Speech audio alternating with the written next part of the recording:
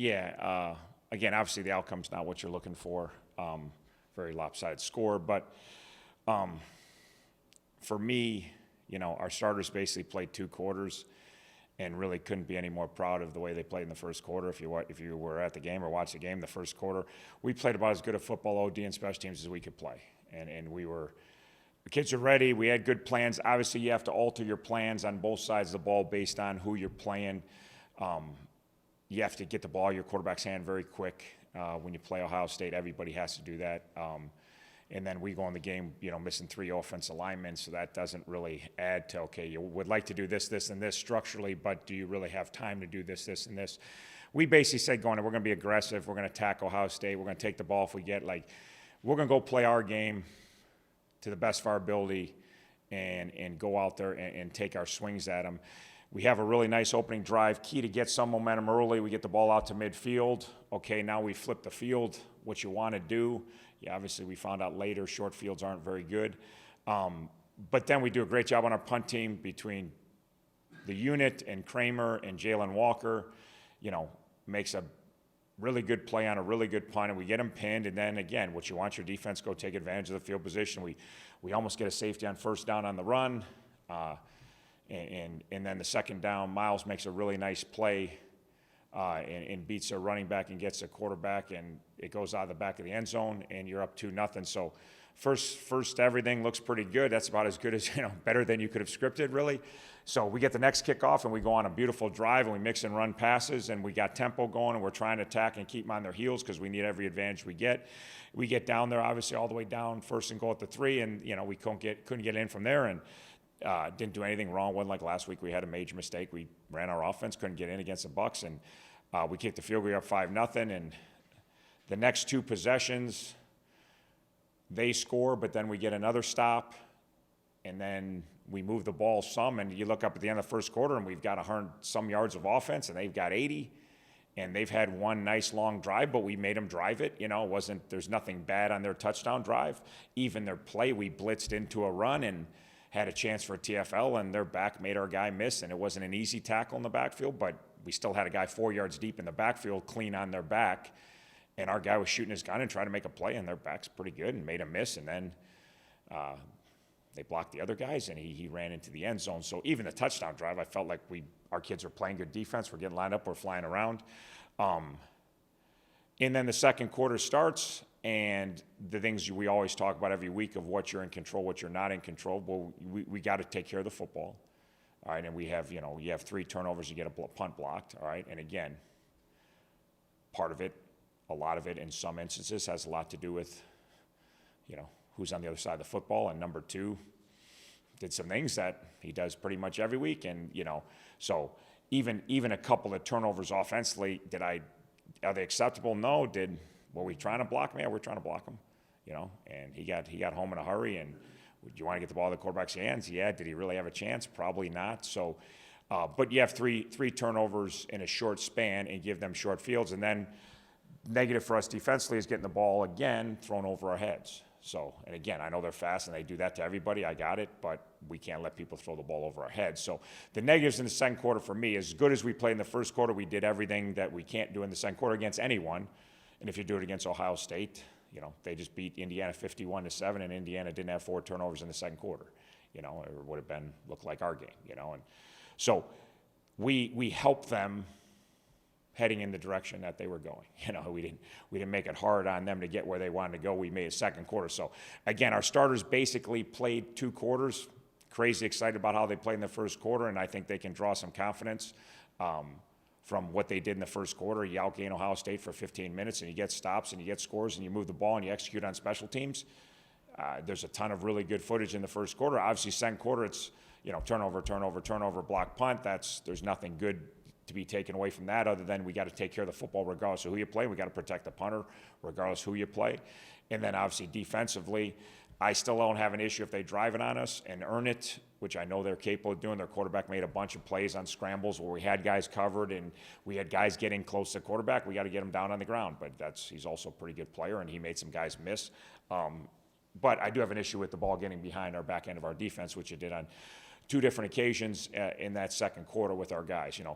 Second half was long, arduous, but again, it's 48-6 or whatever it is at half, or 48-5, and you got to make some decisions what's in the best interest of your team. And yeah, as much as I'd like to keep my best guys out there competing, and my best guys want to be out there competing, the nice thing is we brought 86 guys, we played them all. Was it easy for those kids? No. Was it a totally awesome experience being out there? Probably not, based on the results, but in the long term, it was an awesome experience. One, they got to play in the game. They got to play against Ohio State. They got to see what it, you want to get a barometer of what it's like, the highest end of college football. They got to go out there one-on-one and match up against guys, and at times we did some okay things in the second half, but most of the time, we got a little bit overwhelmed. But again, to me, that's still a great experience for those kids, and they got to play in the shoe, and they got to play in that environment. And so the results for the kids in the second half weren't super positive, but the experience to me was still super positive for those kids to learn from, and to feel what it's like out there, and to know, like, okay, you want to be really good, this is really good. So this is how hard you have to work to get to this level. So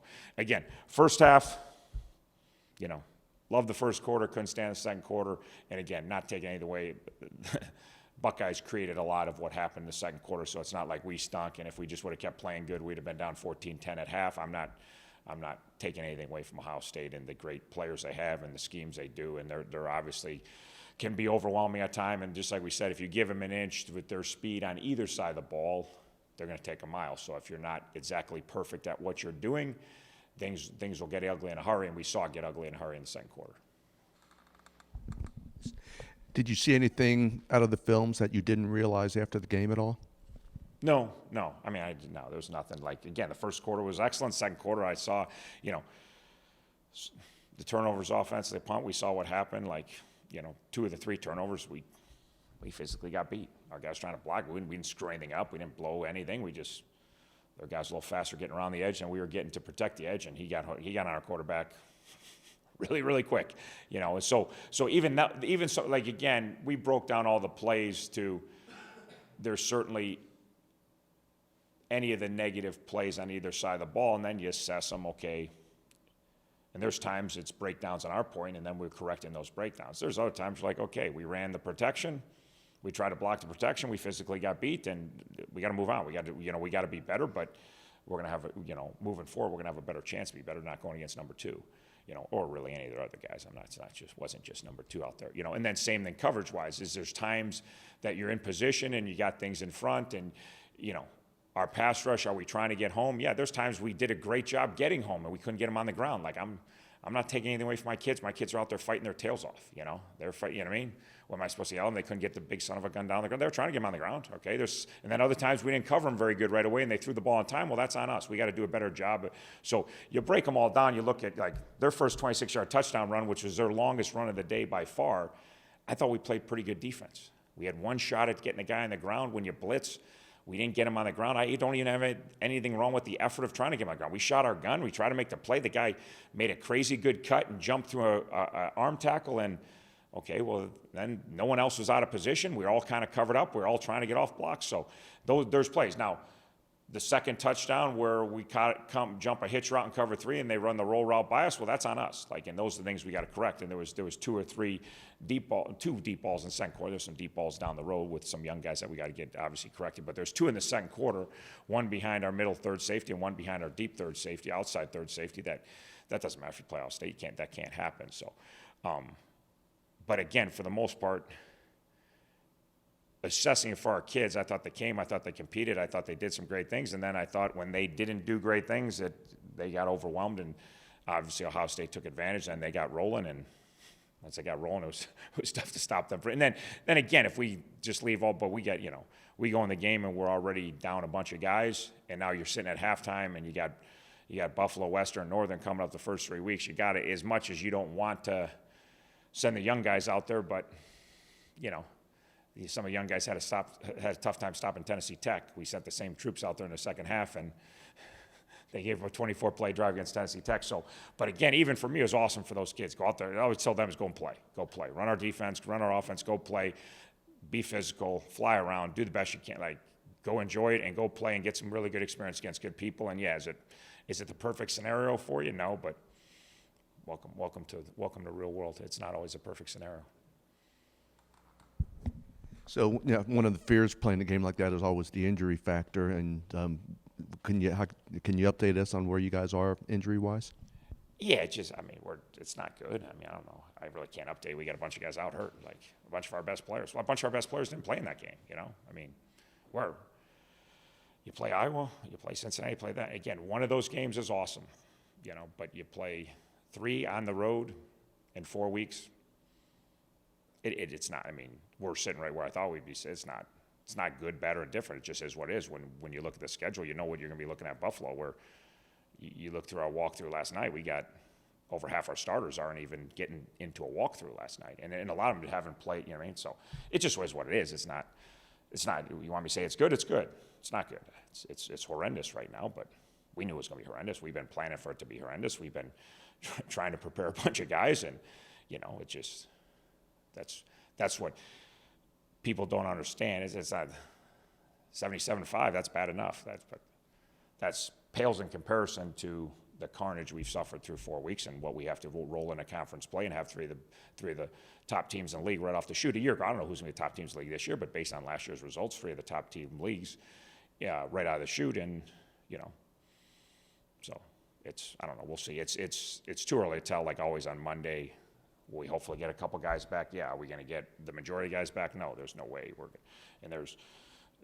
It will keep adding up, and conference will be grueling, but that's the nature of the beast. We're not the only team in our league that faces that. We did have the most done. There's a lot of hard schedules in our league, but we certainly, and again, it's not just the good people, but you talk about Iowa and Ohio State and the strength programs and what the physicality of, you know, anybody watch the game Saturday, like if you were there for any point of the game, pregame, like there's some good looking dudes out there. I mean, there's some, that's the way they're supposed to look, you know. Pregame was enjoyable, just something like if you want to know what a good looking whatever is, that's what it is right there, you know. And and again, it's our starters. Again, did we get knocked off the ball? No, we didn't get tremendously knocked off the ball. Just like Iowa, we went in there, we hung in there, and, you know. But when it got down to the second half, the last scrimmage was moving pretty good. So I felt bad for some of those kids, but, you know, I didn't really have a choice of leaving some other kids out there that some of our healthy bodies that are left, we're trying to keep them healthy at that point. So. Gabbert got dinged up. Do you anticipate him being back, though? Do not know yet. He wouldn't have played yesterday, so we'll see. We're hopeful. We're still too early to tell. There's a bunch of, like I said, there's more. Some guys like Davian Johnson left the game in the second quarter. Brett Gabbert left the game in the second quarter. Trey Banks left the game in the second quarter. You know, Trey Banks was already filling in for Manny Rugamba, who didn't make it to the game. And then there's tons more. Yesterday morning was like after a good night's sleep. There was a lot of guys that can't move my neck, can't move my shoulder, like my back's locked up. I'm like, I got you. You know, it's like you like kids are running a brick wall for you. That's what our kids did for us, and I'm damn proud of them. And you know, the toughest thing for them is I just feel bad for you. Like now they got to go to school and everybody like everything's negative and you know in everywhere they go on social media and they're no good and they got to go on campus and they got to come back here and they lost 77-5 or whatever the score was. They got to live. They ran the brick wall as many times as they could, as hard as they could, and I'm damn proud of them. And again, it's not awesome that we put them through it, but we do. So that's the reality. The question is the carnage worth it? That's not a question for me. Not a question for me. So let's talk about Buffalo then. Differences compared to last year, similarities compared to last year. What's it like? Yeah, obviously you have the success that they had last year. This structurally very similar. All right, you come off, you're 7-1, you win the league. Defensively, they lost some good players. They still run their 4-3. They still run the quarters. They still play one high. They'll still pressure. So very similar structurally. Obviously, last week their defense really kind of hit their stride.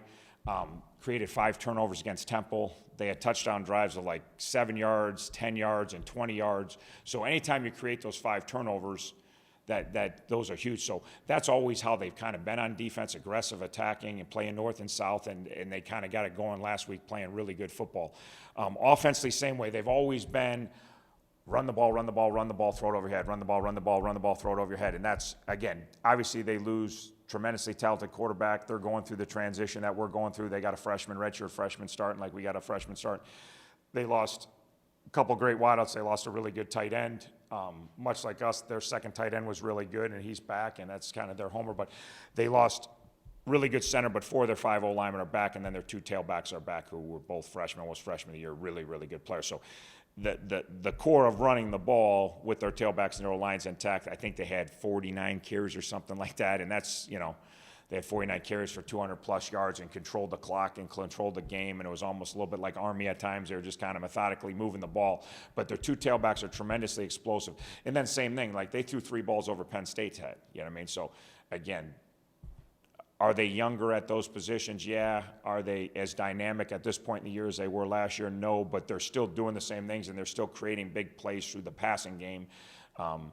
They kind of had a similar game to Penn State. They gave Penn State heck for 2 quarters and threw it over their heads and ran the ball effectively and did some good things. And then they kind of ran out of gas, and Penn State got after them a little bit in the second half. But they're very similar to what they've done, and you'd expect that when you come off a 7-1 season. And so obviously we play them every year. Obviously they know us pretty good. Obviously we know them pretty good. We've had really good close games. We had a knockdown drag out at their place on a Tuesday night last year, 42-42 in the fourth quarter, and they found a way to make plays in the last 8 minutes, and they're 7-1, and we end up 6-2, and obviously that's a game that if we can outplay them for the last 8 minutes and finish the way we did, we end up at 7-1, they end up at 6-2. So you're 8 minutes away last year, and this is the team that kept you from, getting where you want to go. So obviously great challenge. Obviously they're coming off a huge win. Obviously their locker room, their mindset is way different. Like they're coming off a really nice win at home.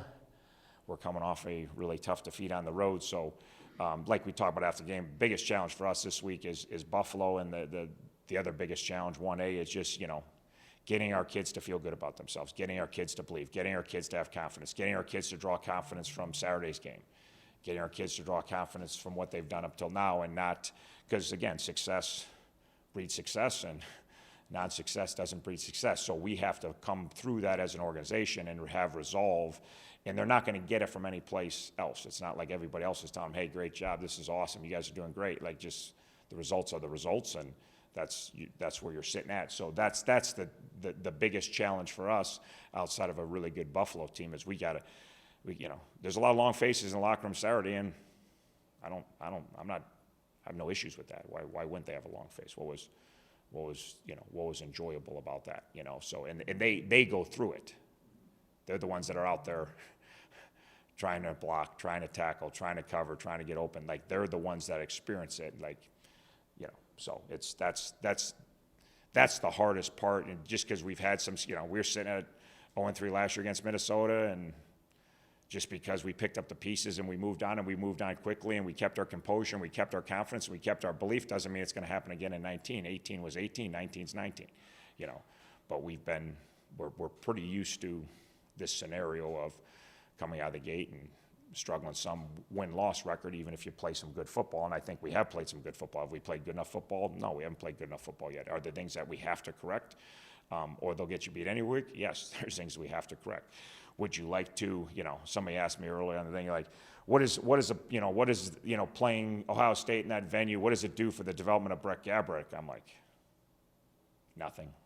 Like, takes it backwards. Like, you think that's good for his development? You think we're treating a 4-down pass rush like an 8-man blitz?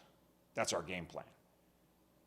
And that's good for the development of a young quarterback? No, you'd like to play a game where you can play football the way it's supposed to be played. But we had 7 in to protect on 2 of the sack fumbles. They're rushing 4 against 7. And you're not an idiot. You go in the game, you have to adjust to your opponent and who they have and what the. So you go in with a true freshman quarterback, and you're down your 2 offensive tackles and your left guard, and it becomes almost somewhat not real football. Just say, well, this is what we do against this scheme any other week.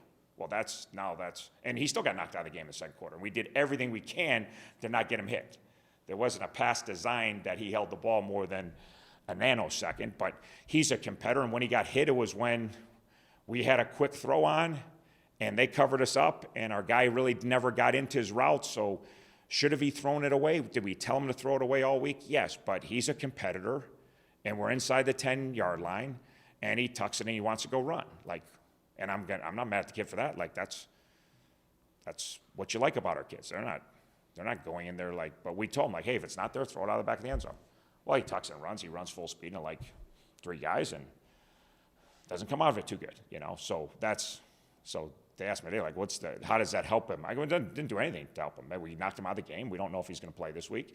And nothing that we really game plan will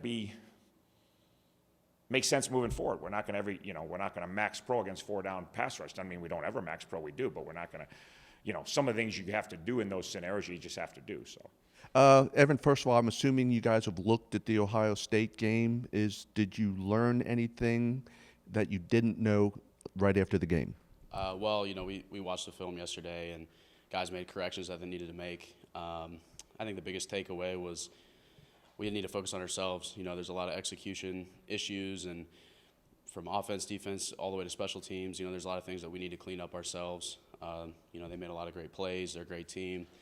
But the biggest thing is, we can correct a lot of the things that hurt us. I think the main takeaway, though, is that we're just going to move on. We're going to move on to next week, do everything we can do to be the best team we can be. Can you give me like one example of what you're talking about when you say execution issues, like a play or something that occurred repeatedly during the game? Yeah. Well, I don't know about repeatedly, but on punt team, we had a punt blocked. That's my unit. Starts with me, starts with the snap, and that's the thing that we practice all week, we practice all year, and in the game we just had a little bit of a miscommunication, and starts with my snap not being exactly where it needed to be, and that's an example. Things that we just can completely control ourselves, and credit to the guy who made the play. I mean, he didn't make a great play, but that's just one thing I'm talking about. So how would you describe the mood of the team going into this week, coming out of a loss like that? Yeah, I mean, it was a bad loss. Guys were down about it. Not much else you could say about it. Just we got beat pretty bad.